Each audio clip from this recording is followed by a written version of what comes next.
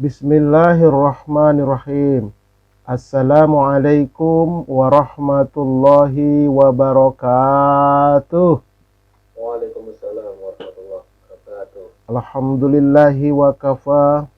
Wassalatu wassalamu ala rasulihil mustafa wa ala alihi wa ashabihi wa man ihtada, amma ba'd. Puji dan syukur tidak bosan-bosannya kita haturkan kehadirat Allah Subhanahu wa ta'ala dengan melafazkan kalimat hamdalah, alhamdulillahi rabbil alamin.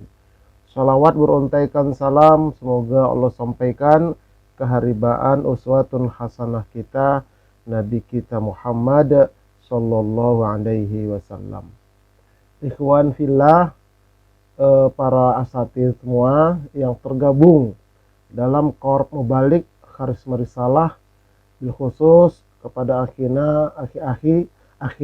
Ari yang memandu acara kita ini. Mudah-mudahan acara kuliah subuh kita ini kita istiqomah dan mendapat rahmah dari Allah Subhanahu wa ta'ala. Amin ya rabbal alamin. Baik, sebagai pengantar atau pendahuluan seperti biasa, saya punya channel di YouTube Majelis Studi Dakwah Terapan dan channel itu mengulas dan mengkaji materi-materi dakwah untuk dapat diterapkan dalam ibadah dan kehidupan sehari-hari. Jadi langsung terapan dia ya. Channelnya adalah Ustadz Arifin Purba Official. Yang belum subscribe, like and share ditunggu dan itu gratis. Informasi kedua, saya minta doa, insya Allah tanggal 30 Oktober ini saya berangkat umroh, ibadah umroh sekaligus membawa jamaah rombongan. Tanggal 30 Oktober bulan ini insya Allah. Mohon doanya, mudah-mudahan dilancarkan semuanya, tidak ada kendala satu apapun. Dan saya doakan mudah-mudahan nanti kita semua, keluarga kita bisa beribadah ke Haramain insya Allah. Amin. Allahumma amin. Yang ketiga, ini saya punya program Haji Furoda tahun 2024 tanpa antri insya Allah.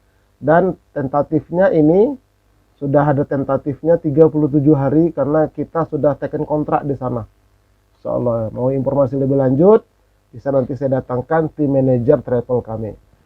Baik, pada hidup ini adalah pilihan.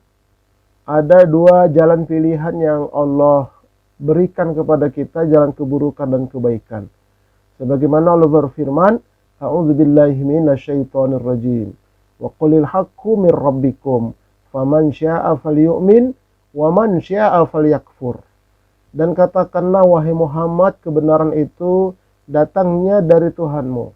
Maka barang siapa yang ingin beriman, hendaklah dia beriman. Dan barang siapa yang ingin kafir, biarlah dia kafir. Surah Al-Kahfi ayat 29. Jadi hidup ini pilihan, bukan takdir.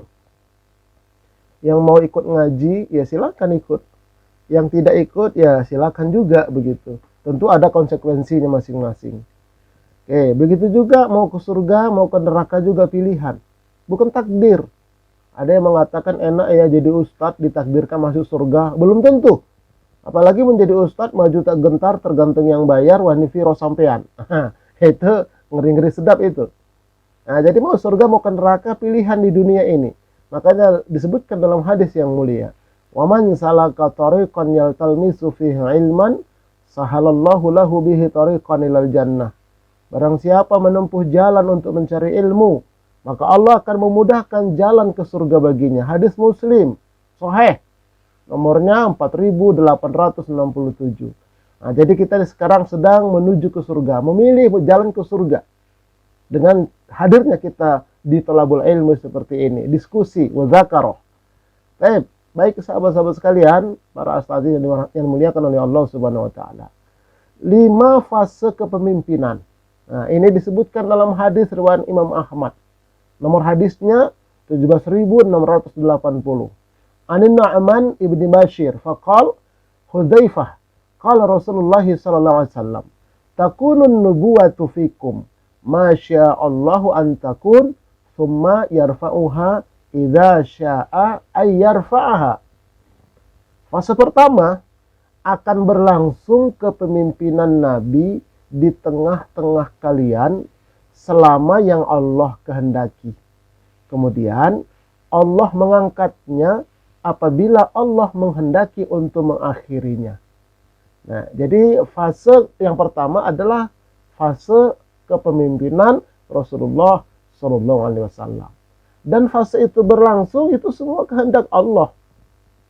Ya, bukan kehendak makhluk, bukan kehendak Nabi, kehendak Allah. Ya, kalau Allah ingin mengakhirinya, Allah akhiri. Nah, jadi fase Nabi itu berlangsung selama kurang lebih 13 tahun. Dengan rincian 10 tahun di Makkah dan 13 tahun di Makkah dan 10 tahun di Madinah. Totalnya kurang lebih 23 tahun. Itulah fase kenabian, kepemimpinan yang dipimpin langsung oleh Nabi.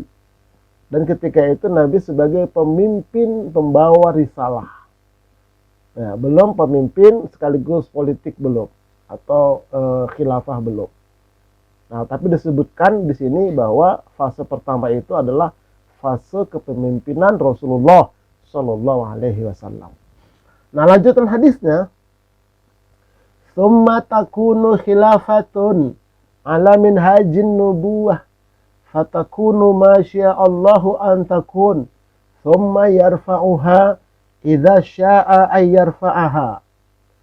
Artinya, fase kedua, kemudian berlangsunglah kekhilafahan di atas sistem kenabian selama kurun waktu yang Allah kehendaki. Ia berlangsung, kemudian Allah mengangkatnya apabila Allah menghendaki untuk mengakhirinya. Jadi semua ini kehendak Allah. Ya, berlangsungnya kehendak Allah, berakhirnya juga kehendak Allah. Itulah dia kekhilafahan di atas sistem kenabian. Maksudnya khilafah, kepemimpinan tetap mengikuti sunnah Nabi. Ya, dan itu 90%, hampir 100%. Itulah namanya kekhalifahan. Ada 5 khalifah. Selama ini sebagian memahami ada 4 khalifah. Tapi sesungguhnya 5 kata sebagian ulama. Yaitu Khalifah Abu Bakar radhiyallahu anhu 2 tahun memimpin setelah wafatnya Nabi. Dilanjutkan oleh Khalifah Umar 10 tahun. Diteruskan oleh Khalifah Utsman 12 tahun. Dilanjutkan lagi oleh Khalifah Ali bin Abi Thalib 5 tahun. Nah, kemudian dilanjutkan oleh Hasan bin Ali hanya 6 bulan. Totalnya 29 tahun 6 bulan. Tahun 40 Hijriah atau tahun 660 Masehi. Disitulah berakhirnya 5 khalifah itu. Nah, pada masa kekhalifahan Ali bin Abi Thalib di kota Madinah, di Damaskus, Muawiyah juga mengangkat diri sebagai khalifah juga. Itu makanya terjadi waktu itu pertemuan musyawarah lah katakan demikian untuk meletakkan jabatan agar memilih kembali itu antara utusan Ali dan utusan Muawiyah. Nah, itu akhirnya kan ribut, banyak ribut itu. Makanya Hasan bin Ali ini sudahlah saya serahkanlah kepada Muawiyah. Makanya itu Hasan ini jasanya luar biasa. Jadi supaya umat bersatu. 6 bulan dia memimpin. Tapi adiknya namanya Husain tidak setuju. Nah, itu sejarah. Itu semua kehendak Allah. Kehendak Allah itu semua berlangsung. Dan kehendak Allah juga berakhirnya masa kekhilafahan di atas sistem kenabian ini. Ini fase kedua. Lanjut hadisnya. Thumma takunu mulkan addon fayakunu masya'allahu ayyakun thumma yarfa'uhu, bukan yarfa'uha ya, yarfa'uhu idza sya'a ayyarfa'uhu. Nah, artinya fase yang ketiga adalah kemudian berlangsung kerajaan yang menggigit selama kurun waktu yang Allah kehendaki, kemudian Allah mengangkatnya apabila Allah menghendaki untuk mengakhirinya. Nah, jadi bukan khilafah lagi, tapi sudah kerajaan dinasti, mulkan addon. Ya, kerajaan yang menggigit, dinasti yang menggigit. Nah, sebagian ulama mengatakan menggigit di sini ada dua makna. Yang pertama, berusaha menggigit sunnah. Berusaha menggigit sunnah. Tapi ada juga mengartikan menggigit di sini adalah berusaha keras menggigit kursi kerajaan. Ya, kursi istana. Jangan sampai lepas, pindah ke tangan yang lain. Ada yang mengatakan demikian. Nah, tapi pada dasarnya dinasti ini atau Mulkan Ad-Daud ini berusaha untuk mengamalkan syariat, ya, versi mereka. Tapi persentasenya beda sama khilafah tadi, jauh, ya, jauh sekali bedanya dalam mengikuti atau menjalankan sunnah Nabi. Nah, ini yaitu berlangsung Mulkan Ad-Daud ini mulai dari Bani Umayyah, kemudian dikuasai, ya, beralih kepada Bani Abbasiyah. Nah, kemudian silih berganti antara Sunni dengan Syiah. Terus begitu. Ya, hampir 700 tahun lebih itu. Lebih 700-800 tahun. Dan berakhirnya pada masa Turki Utsmani di Turki, yaitu 1924 Masehi. Nah, jadi ini sekehendak Allah berlangsung Mulkan Ad-Daud ini, dan sekehendak Allah juga berakhir. Nah, itu berakhirnya kata ahli sejarah tahun 1924. Nah, nanti setiap tahun 100 tahun sekali itu akan ada mujaddid, ya, pembaharu, baik secara personal maupun secara situasi keadaan. Nah, ini tahun 2024 depan itu 100 tahun, 1 abad. Nah, makanya ada yang mengatakan nanti tahun 2024 itu adalah masa kebangkitan lagi, tapi tentu ya harus siap dengan berdarah-darah dulu lah, kata sebagian pengamat. Ya, jadi ini semua adalah Mulkan Ad-Daud, sekehendak Allah berlangsung dan sekehendak Allah juga berakhir. Semuanya begitu. Nah, sekarang kita lanjutkan fase yang keempat. Tsumma takunu mulkan jabriyatan. Fatakunu masyaallahu antakun, tsumma yarfa'uha idza sya'a ayyarfa'aha. Fase yang keempat, kemudian berlangsunglah pemerintahan yang menindas, jabriyah, memaksakan kehendak, ya, selama kurun waktu yang Allah kehendaki. Kemudian Allah mengangkatnya apabila Allah menghendaki untuk mengakhirinya. Nah, sejak masa 1924 sampai sekarang itu Mulkan Jabriyatan di seluruh dunia. Bukan hanya di Indonesia, di seluruh dunia. Ya, itu namanya bentuk pemerintahan di dunia ini, termasuk di dalamnya semuanya. Ya, semuanya itu adalah Mulkan Jabriyatan. Pemimpin-pemimpin yang memaksakan kehendak mereka. Ya, hukum adalah kekuasaan mereka dan seterusnya. Nah, tapi ingat, semua ini adalah kehendak Allah dan nanti akan berakhir dengan bila Allah ingin mengakhirinya. Jadi sikap kita begitu kalau dalam hadis, tenang kita. Nggak usah terlalu galau. Tidak perlu terlalu khawatir bagaimana kita mengganti begini, tidak perlu. Tapi tetap kita berjalan sesuai dengan kapasitas kita. Nah, tapi mensikapinya supaya kita nggak galau, nggak rusak kolbu kita. Ya sudah, memang ini kehendak Allah dan nanti akan berakhir jika Allah menghendaki. Ya, jadi itu namanya Mulkan Jabriyatan. Mau bilang apa lagi? Nah, itu ya. Jadi tetap ikhtiar, tapi jangan terlalu yakin dengan ikhtiar pasti begini, harus begini, tidak. Tetap kita ya sampaikan. Karena perkataan jihad yang paling besar adalah mengungkapkan keadilan atau menegur para penguasa yang zalim. Ya, itu tetap kita lakukan dengan santun, dengan sesuai prosedur seperti itu. Karena memang semua ini adalah kehendak Allah. Nah, ketika masa kita inilah, fase keempat inilah, banyak ya macam-macam keadaan disebutkan dalam hadis. Mari kita lihat. Yang pertama, kata Nabi, pada fase keempat itulah simpul Islam terlepas satu persatu. Disebutkan dalam hadis bersumber dari Umamah Al-Bahili bahwa Rasulullah SAW bersabda, layun qadonna oral islami urwatan fakullama intaqadat urwatun tashabbathan nasu billati taliha wa awwaluhunna naqdan al-hukmu wa akhiruhunna as-salatu. Nah, jadi sungguh yang akan terurai ikatan Islam atau simpul Islam itu demi simpul kata Nabi. Simpul demi simpul, terurai, terlepas dari simpulan-simpulan Islam itu. Nah, adapun yang pertama, yang berikutnya adalah setiap terurai satu simpul, maka manusia akan bergantung pada simpul berikutnya. Nah, jadi terlepas satu kita beralih ke simpul yang lain.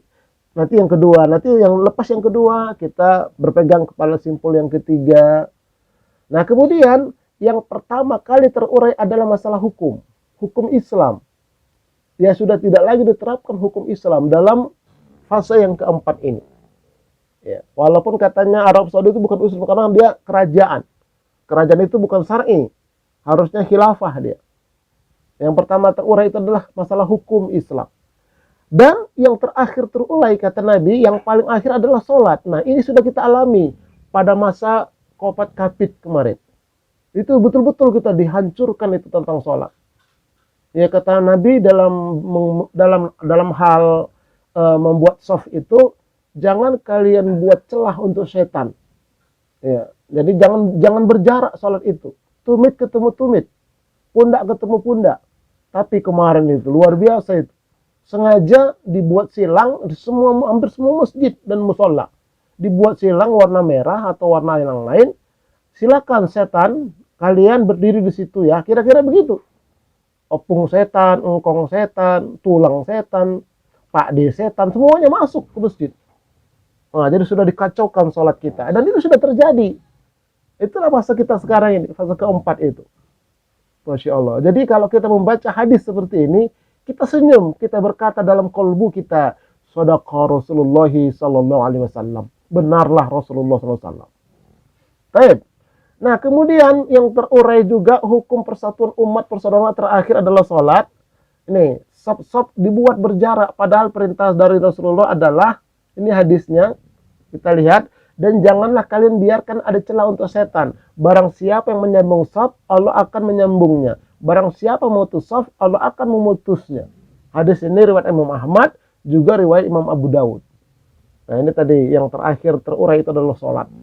Berarti kalau kata Nabi yang terakhir terurai adalah sholat, ya berarti kita sekarang sudah betul-betul berada pada penghujung zaman. Fase keempat ini betul-betul sudah kita alami. Nah, tidak hanya di situ kata Nabi, Muslim mengikuti Yahudi dan mengikuti Nasrani meskipun mereka masuk ke lubang biawak. Ini bersumber dari Abu Sa'id Al-Khudri bahwa Rasulullah SAW bersabda, la tattabi'unna sanana alladzina min qablikum shibran bi shibrin wa dhira'an bi dhira'in hatta law dakhalu fi hujri dabbin lattaba'tumuhum. Qulna ya Rasulullah al-yahuda wan nasara, qala faman. Nah, jadi sungguh kalian itu akan mengikuti jalan-jalan orang-orang dari sebelum kalian sejengkal demi sejengkal. Ya, sahasta demi sahasta, sejengkal demi sejengkal. Tuh. Ya, sahasta demi sahasta. Sampai mereka masuk ke dalam lubang biawak. Ya, dalam lubang biawak, dob. Mereka masuk, kita pun ikut masuk. Nah, kemudian sahabat bertanya, apakah mereka itu orang Yahudi dan Nasrani ya Rasulullah?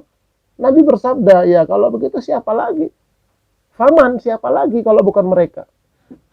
Baik dari gaya hidup, kemudian sebagian cara-cara ibadah, mengikuti mereka, kemudian dalam berpolitik, mengikuti mereka, dalam berbisnis, mengikuti mereka, dalam berteknologi, nah, itu ya seperti sekarang inilah ini ya HP, tablet dan sebagainya itu kalau nggak hati-hati kita yang mengikuti mereka. Nah, ini jelas sekali. Jadi makanya Shadaqa Rasulullah sallallahu alaihi wasallam. Nah, ini fase yang keempat ini yang terjadi.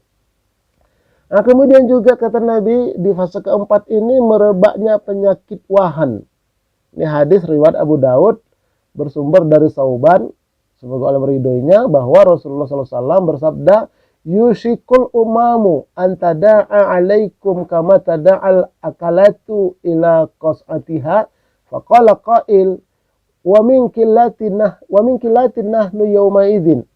Qala bal antum yawma idzin katsirun walakinnakum ghutsa'un ka ghutsa'is sail.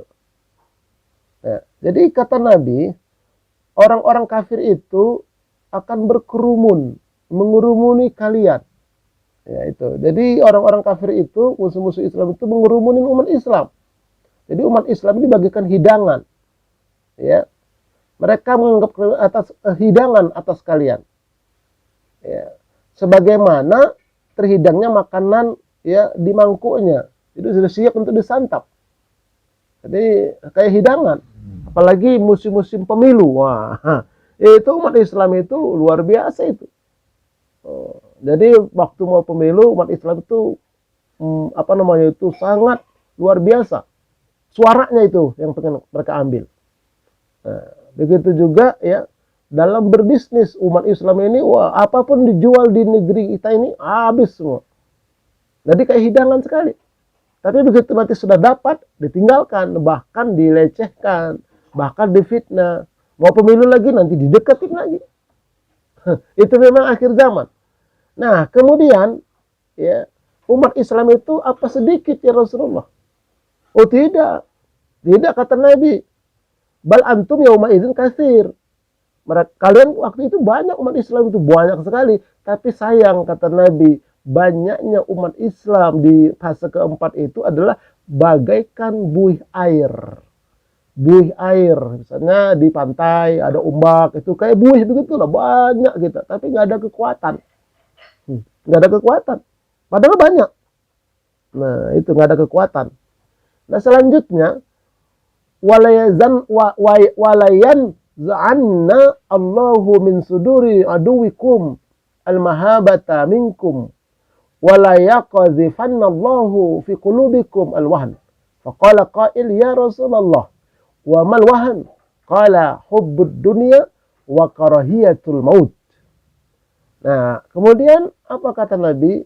Dan Allah mencabut dari dada-dada musuh-musuh kalian itu ya rasa takut. Nah, jadi artinya apa? Musuh Islam tidak takut sama orang Islam. Nggak takut mereka. Karena mereka tahu umat Islam banyak, tapi nggak ada kekuatan. Makanya mereka nekat. Mereka berani. Tercabut dari kolbu mereka rasa takut itu. Nah, ini ya karena kita banyak tapi nggak kuat. Nggak bersatu. Banyaknya nggak bersatu. Tidak seperti lidi gitu. Seperti buih banyaknya. Kalau seperti lidi, takut orang itu. Andai kata Muhammadiyah sama NU itu bersatu, wah, selesai sudah. Apalagi Muhammadiyah bikin Muhammadiyah Mart, bikin Bank Muhammadiyah, NU bikin NU Mart, bikin Bank NU. Saya sudah ceramah itu di toko-toko Muhammadiyah, di toko-toko NU. Kenapa nggak kalian bikin, saya bilang. Tak dapat izin Ustaz. Nah, begitu kata mereka. Takut semua. Ya, jadi orang musuh-musuh Islam ya makin berani mereka. Nggak ada takutnya mereka sama Islam. Karena kita nggak bersatu. Dan itu kata Nabi loh di akhir zaman. Di fase keempat ini. Nah kemudian, dan Allah tanamkan, ini sebaliknya. Allah tanamkan di dalam kolbu orang muslim itu, yang banyak tadi itu, al-wahn. Al-wahn. Maka salah seorang sahabat bertanya, apa itu al-wahn ya Rasulullah? Nabi bersabda, hubbud dunia, sangat cinta dunia, wa karahiyatul maut, dan sangat takut kepada mati. Nah, itulah wahan itu. Sama dunia cinta, sama mati takut. Memang itu pasangannya. Ya, pasangannya. Makanya kalau kita kembali dikatakan oleh para alim ulama terdahulu, misalnya Imam Asy-Syafi'i, dia mengatakan, letakkan dunia itu di tanganmu, letakkan akhirat di kolbumu, letakkan kematian di pelupuk matamu. Jangan kalian letakkan dunia itu dalam kolbumu, jangan, tapi di tangan. Nah, kalau di kolbu, hubud dunia nanti, pasti takut mati. Tapi kalau di tangan, nah, gampang dilepas dia, gampang dikeluarkan dia. Nah, yang di dalam kolbu itu ya akhirat tadi itu. Nah, kalau sudah akhirat, nggak takut mati dia. Kelihatan itu ulama-ulama, para habaib yang sudah memang dalam kolbunya itu hubbul akhirah. Ya, sudah nggak takut mati mereka. Para ustadz, para dai, para orang beriman, kalau memang dia itu di kolbunya tidak tertanam cinta dunia, nah itu sudah benar dia. Tidak ada penyakit wahan, tapi yang jadi masalah sekarang ini penyakit wahan itu. Sangat cinta kepada dunia, tapi akhirnya takut mati. Bukan tidak boleh cari dunia, tapi jangan taruh di dalam kolbu. Ya, kalau dapat alhamdulillah kita gunakan, kita keluarkan zakat, infak, sedekah. Kalau belum dapat ya sudah, jangan terlalu galau. Ya, yang penting kita ikhtiar. Kan ada rezeki yang memang sudah Allah takar. Ada. Misalnya di Lauh Mahfuz kita sudah ditakar hari ini dapat sekian. Tapi ada juga nanti rezeki yang al-maut. Yang kita usahakan, kita didatangkan oleh Allah dengan apa? Dengan takwa. Kan siapa yang bertakwa kepada Allah, Allah berikan bagi dia jalan keluar dan diberikan rezeki yang tidak disangka-sangka. Nah begitu, jadi ketakwaan itu yang bisa mendatangkan rezeki lebih besar. Nah jadi jangan khawatir kita. Nah ini di akhir zaman ini. Jadi musuh-musuh Islam tercabut rasa takutnya, mereka berani kepada Islam. Kenapa? Karena Islam seperti buih dalam laut di pinggir pantai, tidak ada kekuatan. Tapi kalau kita seperti sapu lidi, bersatu kita, takut mereka. Nah itu kata mereka, jangan sampai umat Islam itu bersatu. Nah kita tunggulah tahun 2024 bagaimana kita, nasib kita ke depan. Nah itu ya. Baik, umat Muslim terpecah 73 golongan. Ini masyhur ini hadis. Ya, masyhur ini, wa inna hadhil millah sataftariqu ala salasi wa sab'in sintani wa sab'un fil nar wa wahidatun fil jannah wa hiyal jamaah. Masyhur ini hadis. Ya. Bahwa orang-orang sebelum kita Yahudi Nasrani terpecah menjadi 72 golongan, dan sesungguhnya umatku akan terpecah 73 golongan. 72 terancam neraka, dan satu golongan yang akan masuk surga yaitu al-jamaah atau ahlus sunnah wal jamaah. Nah, cuman masalahnya semua komunitas di dalam Islam ini, semua ormas, semua kelompok mengaku ahlus sunnah. Itu masalahnya. Ya, pengakuan tidak pada action, tidak pada penerapan dia. Akhirnya terpecah-pecah juga. Nah, tapi walaupun begitu kita tidak boleh pesimis, tetap kita harus optimis. Nah, diantaranya ya kita mengakui dan kita mengimani bahwa Nabi sudah mengatakan seperti ini, tapi tetap ada satu yang ahlus sunnah wal jamaah, yaitu ahlus sunnah wal jamaah, orang yang ahli terhadap sunnah, orang yang mempelajari sunnah, orang yang mengamalkan sunnah, orang yang membela sunnah, Quran dan Al-Quran dan hadis. Itu ahli dia. Kalau nggak pernah belajar sunnah, bukan ahli namanya. Jadi ahli fisika, orang yang belajar fisika. Ahli mesin, orang yang belajar mesin, menguasai ilmu tentang mesin. Ahli dia. Begitu juga kita ahli sunnah, orang yang ahli, yang belajar, yang mau kita mengkaji.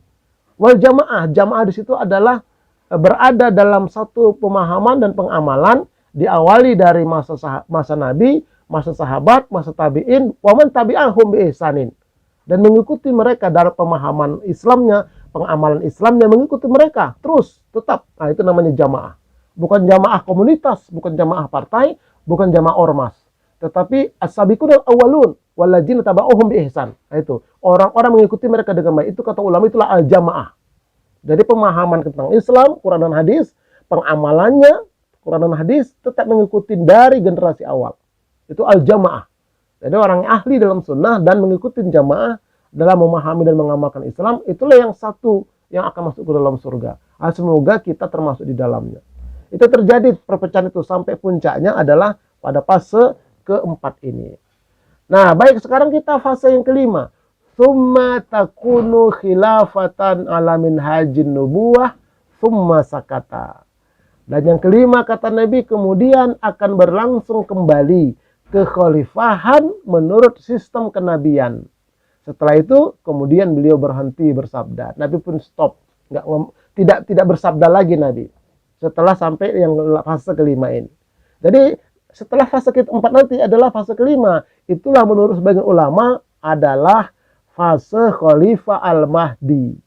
Jadi fase Khalifah Al-Mahdi itu ditunggu saja, bukan diusahakan apalagi direkayasa, bukan. Karena kehendak Allah nanti dia datang. Ditunggu. Yang penting kita persiapkan diri kita, keluarga kita menjadi nanti pasukan Al-Mahdi. persiapkan saja iman kita, akidah kita, iman kita, tauhid kita, amal soleh kita, ya, kecintaan kita kepada Rasulullah, kepada Islam. Nah, itu kita kaji tentang bagaimana Al-Mahdi, siapa Al-Mahdi itu. Nah itu, jadi itu kita tunggu saja. Tidak perlu diusahakan, dibikin model, ayo kita bikin khilafah, tidak perlu. Nanti dengan sendirinya Allah akan munculkan itu, insya Allah yang kelima. Jadi sekali lagi sikap kita adalah menunggu sambil kita membenahi diri, mempersiapkan diri. Nah, meninggalnya Raja Muslim, perang saudara, banyak salju dan munculnya Al-Mahdi. Nah, ini menurut hadis. Ya.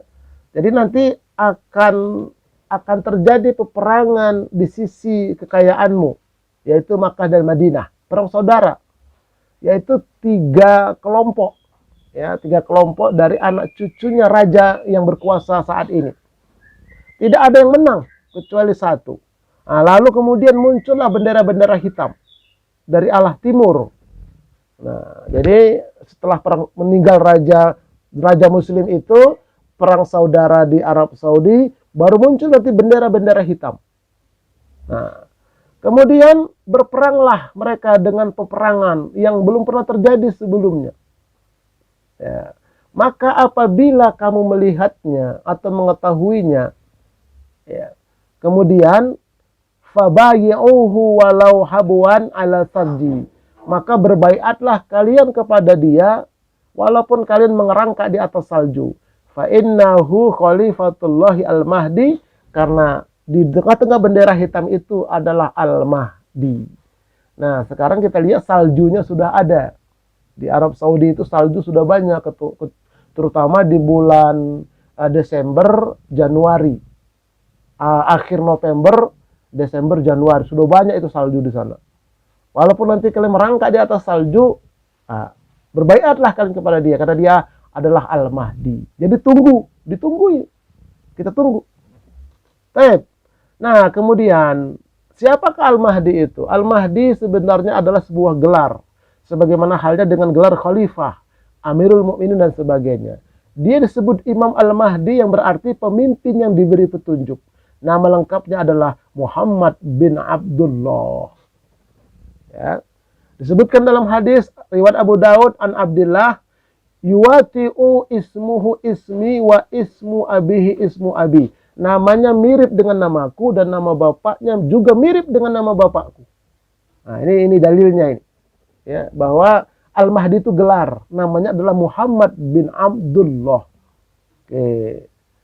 Nah, keturunan dari Nabi dari jalur Fatimah. Disebutkan dalam hadis dari Ummu Salamah, ia berkata, aku mendengar Rasulullah SAW bersabda, Al-Mahdi dari turunanku dari jalur Fatimah.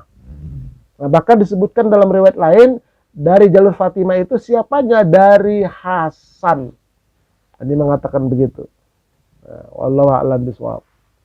Nah, ciri-ciri fisiknya bahkan disebutkan. Al-Mahdi itu dari keturunanku, dahinya lebar, hidungnya mancung. Makanya kalau ada orang hidung pesek mengaku Al-Mahdi, tolak mentah-mentah. Kenapa? Karena Nabi menyebutkan mancung, dahinya lebar. Dia akan memenuhi bumi dengan keadilan sebagaimana bumi pernah dipenuhi dengan kejahatan dan kezaliman. Ia akan berkuasa selama 7 tahun. Nanti bersama dengan Nabi Isa alaihissalam. Dalam riwayat lain 9 tahun. Tuh, jadi Al-Mahdi itu seperti itu. Nah, kemudian mari kita persiapkan diri kita dengan amal soleh. Disebutkan dalam hadis riwayat Imam Muslim bersumber dari Abu Hurairah bahwa Rasul bersabda, "Badiru bil a'mali fitanan kaqita'il lailil muslim, yusbihu rajulu mu'minan wa yumsi kafiron, aw yumsi mu'minan wa yusbihu kafiron, yabi'u dinahu bi'aradin minad dunya." Bersegeralah kalian dengan beramal sebelum datang fitnah itu. Karena ketika datang fitnah itu seperti potongan-potongan malam yang gelap. Seseorang itu pagi-paginya masih beriman, tapi sore-sorenya sudah kafir. Atau sore-sorenya beriman, pagi-paginya sudah kafir. Kenapa? Karena mereka yabi'udinahu bi'aradi minad dunia. Mereka gadaikan, mereka jual agama mereka dengan kenikmatan dunia. Itulah nanti masa-masanya itu. Nah, di fase yang keempat nanti itu.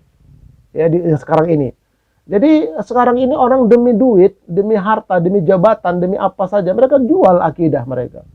Makanya jadi ustadz hati-hati juga kita nih. Jangan sampai jadi ustadz tadi itu maju tak gentar tergantung yang bayar. Kalau nggak sekian tak mau aku. Nah, dia bikinlah manajernya. Nah, satu kayak begitu. Nah, atau dia buka amplopnya. Ini kok nggak nambah-nambah dari dulu ini. Masjid Taman Aries tak nambah-nambah dari dulu segini aja. Itu hati-hati. Hati-hati kayak begitu. Atau ketika mau pemilu, wah banyak itu para ustadz dibayar untuk membela ini, banyak. Atau rakyat dikasih duit untuk mencoblos ini, dikasih misalnya 50.000, kenyang 5 menit, tapi menderita 5 tahun ke depan. Nah, itu mereka jual itu. Keyakinan, akidah, ya apa namanya harga diri, itulah di akhir zaman. Paginya masih beriman, sore sudah kafir. Sore beriman, pagi kafir, gampang sekali pindahnya. Kenapa? Mereka jual akidah mereka dengan dunia. Nah, makanya kita hati-hati kita. Jangan sampai kita termasuk hal yang seperti ini. Nah, kemudian apa persiapan kita untuk akhirat? Disebutkan dalam hadis riwayat Imam bersumber dari Anas ya bahwa Rasulullah pernah ditanya oleh seorang sahabat, apa pertanyaan tentang akhirat ini, tentang hari kiamat. Faqala mata sa'ah ya Rasulullah? Kapan terjadi hari kiamat itu Rasulullah? Wa madza a'dadta laha? Kata Nabi, apa yang sudah kau persiapkan untuk mendatangi atau menjemput hari akhirat itu, hari kiamat itu? La syai'a, tidak ada ya Rasulullah, illa anni uhibbullaha wa rasulahu, kecuali aku mencintai Allah dan Rasulnya. Jadi ini seorang Arab Badui datang ke tengah-tengah majelis di Madinah. Jadi orang-orang sahabat-sahabat Nabi itu yang lain, yang senior-senior lah terutama. Kalau ada orang Badui datang, awalnya mereka itu menganggap apa namanya? Menganggap sinis, menganggap nggak berakhlak katanya. Padahal orang Arab Badui ini orangnya lugu, tulus. Nah, tapi kemudian mereka sudah paham kalau datang orang Arab Badui, mereka katakan biarin. Biasanya kalau dia nanya yang aneh-aneh, nanti jawaban Nabi itu sangat memuaskan kita. Seperti ini aneh. Ya Rasulullah, kapan itu hari kiamat terjadi? Kan aneh itu pertanyaan. Tuh. Tapi sahabat Nabi diam. Apa kata Nabi? Apa yang kau persiapkan untuk hari kiamat itu? Nah, kata Nabi tidak, kata sahabatnya tidak ada ya Rasulullah, kecuali satu, yaitu aku mencintai Allah dan mencintai Rasulullah. Apa kata Nabi kemudian? Faqala Rasulullah SAW, anta ma'aman ahbabta. Engkau akan bersama apa yang kau cintai sekarang ini. Wah, sahabat girang semua. Kalau gitu pun aku cinta sama Allah. Aku cinta sama Rasul. Akibat apa? Pertanyaan orang Arab Badui ini. Nah, jadi itulah yuk mari sekarang ini kita cinta kepada Allah. Tumbuhkan cinta kepada Allah. Tumbuhkan cinta kepada Rasulullah. Tentu ada caranya. Ulama-ulama terdahulu, terutama ulama-ulama qalbu, itu sudah membahas banyak sekali. Ya, banyak sekali tentang bagaimana menumbuhkan cinta kepada Allah, menumbuhkan cinta kepada Rasulullah. Ya, kalau cinta kepada Rasulullah itu kan innallaha wa malaikatahu, itu surah Al-Ahzab ayat 56 itu. Berselawat atas Nabi. Tapi ingat, selawat yang bisa menumbuhkan cinta kepada Rasulullah itu ada 4 poin dia. Yang harus kita, ketika kita berselawat, 4 poin itu harus hadir dia. Baru tumbuh cinta kepada Rasulullah. Selama ini banyak selawat, garing, kosong dia selawatnya. Nah, makanya kita tumbuhkan yang 4 itu dalam jiwa kita ketika kita berselawat. Maka akan timbul, apalagi mau umroh kita, dan sekarang kita berselawat. Begitu nanti kita berziarah ke makam Nabi, kita berselawat, bergetar kolbu kita, jiwa kita. Syukur-syukur insya Allah dapat bertemu dengan Rasulullah SAW. Nah, wallahu a'lam bishawab. Ini saja mungkin ya dapat saya sampaikan sebagai pengantar pada pengajian kita atau diskusi kita pada pagi hari ini. Wallahu a'lam bishawab. Nah, kemudian saya kembalikan kepada Akhi Ari. Assalamualaikum warahmatullahi wabarakatuh.